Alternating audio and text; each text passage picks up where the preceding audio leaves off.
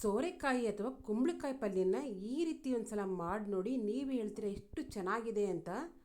ಇದು ಈಸಿ ಮತ್ತು ಕ್ವಿಕ್ಕಾಗಿ ಆಗುವಂಥ recipe.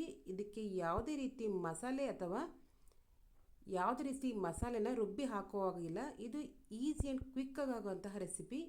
Hi hello friends, MP cooking ವ್ಲಾಗ್ಸ್ಗೆ ಸ್ವಾಗತ. ನಾನಿವತ್ತು ಸೋರೆಕಾಯಿ ಅಥವಾ ಕುಂಬಳಕಾಯಿ ಪಲ್ಯನ ಮಾಡ್ತಾಯಿದ್ದೀನಿ.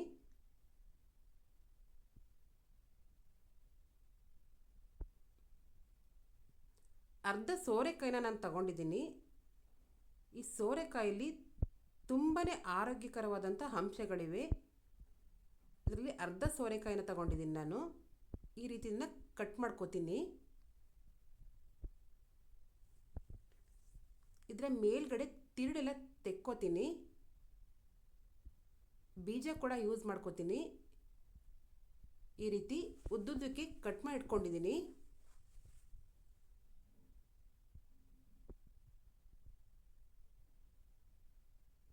ಒಲೆ ಮೇಲೆ ಒಂದು ಪ್ಯಾನ್ ಇಟ್ಟು ಅದಕ್ಕೆ ಎಣ್ಣೆನ ಹಾಕೋತಾ ಇದ್ದೀನಿ.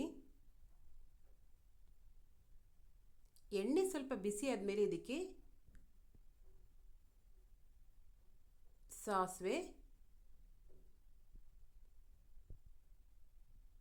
ಕರಿಬೇವು, ಹಸಿಮೆಣಸಿಕಾಯಿನ ಈ ರೀತಿ ಉದ್ದುದ್ದಕ್ಕೆ ಕಟ್ ಮಾಡಿ ಇಟ್ಕೊಂಡಿದ್ದೀನಿ. ನಿಮಗೆ ಹಸಿಮೆಣಸಿಕಾಯಿ ಬೇಡ ಅಂದರೆ ಅಚ್ಕಾರ್ ಪುಡಿನ ಕೂಡ ಯೂಸ್ ಮಾಡ್ಕೋಬೋದು. ಇದಕ್ಕೆ ಈರುಳ್ಳಿನೂ ಕೂಡ ಹಾಕೋತಾ ಇದ್ದೀನಿ. ಇದನ್ನು ನೀಟಾಗಿ ಬಿಸಿ ಮಾಡ್ಕೋತೀನಿ. ಯಾವ ರೀತಿ ಬಿಸಿ ಮಾಡ್ಕೋತೀನಿ ಅಂದರೆ ಇದಕ್ಕೆ ಕೆಂಪು ಕಲರ್ ಬರಬೇಕು, ಆ ರೀತಿ ಬಿಸಿ ಮಾಡ್ಕೋತೀನಿ. ನಿಮಗೆ ಗೊತ್ತಿರೋ ಹಾಗೆ ಸೋರೆಕಾಯಲ್ಲಿ ಅದರದೇ ಆದಂತಹ ಆರೋಗ್ಯದ ಅಂಶಗಳು ತುಂಬ ಜಾಸ್ತಿ ಇದೆ. ಇದರಲ್ಲಿ ವಿಟಮಿನ್ C ಅಂಶ ಜಾಸ್ತಿ ಇರೋದ್ರಿಂದ ಇದು ನಮ್ಮ ದೇಹದಲ್ಲಿರುವಂಥ ಸಕ್ಕರೆ ಪ್ರಮಾಣವನ್ನು ಕಡಿಮೆ ಮಾಡುತ್ತೆ. ಹಾಗೆ ನಮ್ಮ ಹೃದಯಕ್ಕೆ ಸಂಬಂಧಿಸಿದಂಥ ಕಾಯಿಲೆನೂ ಕೂಡ ಇದು ಕಡಿಮೆ ಮಾಡುತ್ತೆ. ಈ ರೀತಿ ಲೋ ಫ್ಲೇಮ್ ಮಾಡಿ ಸೋರೆಕಾಯಿನ ತೊಳೆದು ಇದರೊಳಗೆ ಹಾಕ್ತಾ ಇದ್ದೀನಿ. ಈ ರೀತಿ ಒಂದ್ಸಲ ಮಿಕ್ಸ್ ಮಾಡ್ಕೋತೀನಿ.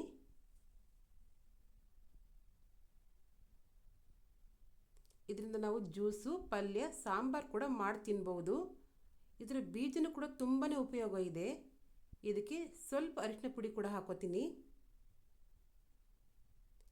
ಇದರ ಬೀಜದಲ್ಲಿ ತುಂಬಾ ಆರೋಗ್ಯಕರವಾದಂಥ ಅಂಶ ಇದೆ. ಇದನ್ನು ಬಿಸಿಲಲ್ಲಿ ಒಣಗಿಸಿ ನಾವು ಫ್ರೈ ಮಾಡಿ ತಿನ್ನೋದ್ರಿಂದ ನಮ್ಮ BP ಮತ್ತು ಶುಗರ್ ಅಂಶವನ್ನು ಇದು ಕಡಿಮೆ ಮಾಡುತ್ತೆ.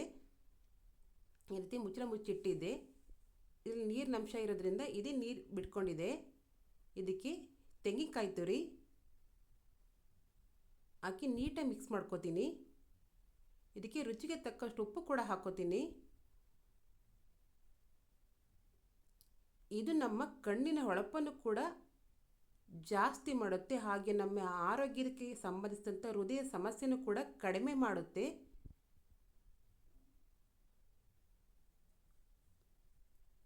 ಇದಕ್ಕೆ ಕೊತ್ತಂಬರಿ ಸೊಪ್ಪು ಕೂಡ ಹಾಕೋತಾ ಇದ್ದೀನಿ.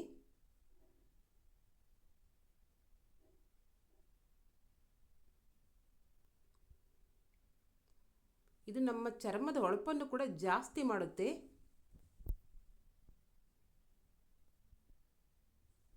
ಇದಕ್ಕೆ ಮುಚ್ಚಳ ಮುಚ್ಚಿಡ್ತಾ ಇದ್ದೀನಿ. ನಿಮಗೆ ಸ್ವಲ್ಪ ಬೆಂದಿಲ್ಲ ಅಂದರೆ ಸ್ವಲ್ಪ ನೀರು ಹಾಕೋಬೋದು. ನಾನು ಸ್ವಲ್ಪ ನೀರು ಹಾಕೋತಾ ಇದ್ದೀನಿ. ಈ ರೀತಿ ನೀರು ಹಾಕಿ ಮಿಕ್ಸ್ ಮಾಡ್ಕೋತಾ ಇದ್ದೀನಿ. ಇವಾಗ ಇದನ್ನು ಒಂದು 5 ನಿಮಿಷ ಮುಚ್ಚಳ ಮುಚ್ಚಿಡ್ತೀನಿ. ನೋಡಿ, ರುಚಿಕರವಾದಂತಹ ಸೋರೆಕಾಯಿ ಅಥವಾ ಕುಂಬಳಕಾಯಿ ಪಲ್ಯ ರೆಡಿ ಆಯಿತು. ಇದಕ್ಕೆ ಯಾವುದೇ ರೀತಿ ಮಸಾಲೆ ಹಾಕೋದು ಬೇಡ. ಬೇಗನೆ ಫಟಾಫಟ್ ಅಂತ ಆಗೋಗುತ್ತೆ. ಇದು ದೋಸೆ ಜೊತೆ, ರೊಟ್ಟಿ ಜೊತೆ, ಹಾಗೆ ಚಪಾತಿ ಜೊತೆ ತುಂಬಾ ಚೆನ್ನಾಗಿರುತ್ತೆ.